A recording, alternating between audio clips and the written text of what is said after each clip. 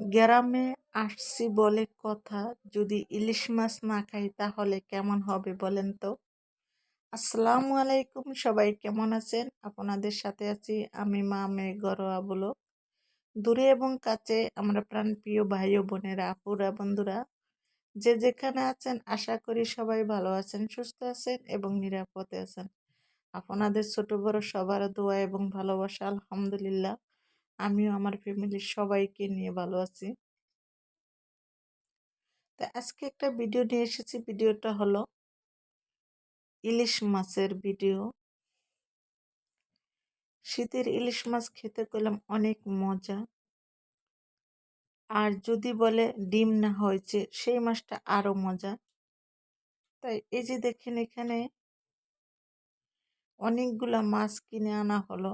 এখানে 20 হালি মাছ, অনেকগুলা বলতে হালি যারা বোঝেন তারা তো জানেন যেমন 4টা 1 হালি। তাই এরকম 20 হালি মাছ এখানে কিনে নিয়ে আসলাম।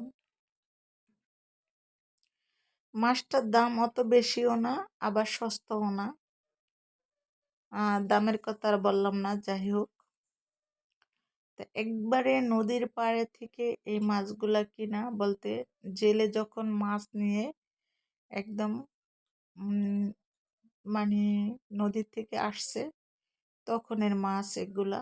আর এগুলা বাজারে উঠানো হয় না, তাই কিনে নিয়ে আসলাম। তা দেখে মাছগুলো অনেক ভালো লাগলো।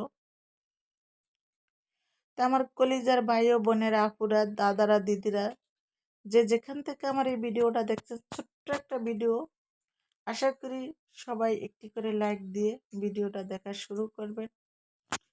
আর এই ভিডিওটা দেখতে তেমন একটা ধৈর্য দরকার নেই, কারণ হচ্ছে যেহেতু ছোট্ট ভিডিও তাই সবাই দেখে ফেলবেন।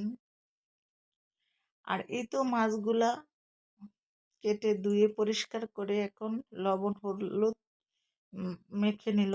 সবাই আস্ত এক পিস করে ভেজে খাবে। আবার কিছু মাছ কেটেও নিছে, যেটা একটু বড়, তা সেটা আবার একটু কেটে নিচ্ছে। এই যে দেখেন, এখন মাছগুলা ভেজে নিতে আছি। ইলিশ মাছ ভাজা বা ভেজে যে যেটা বলেন, কিন্তু খেতে অনেক মজা। এই তো আমরা যতজন মানুষ তত টুকরা মাছ নেওয়া হইলো। আমরা বোনেরা আছে, বোনের মেয়ে আছে, তা সবাই মিলে এখন এই মাছ ভেজে তারপরে ভাত খাবো। তাই সবাই ভালো থাকবেন, সুস্থ থাকবেন। আল্লাহ হাফেজ, আসসালামু আলাইকুম।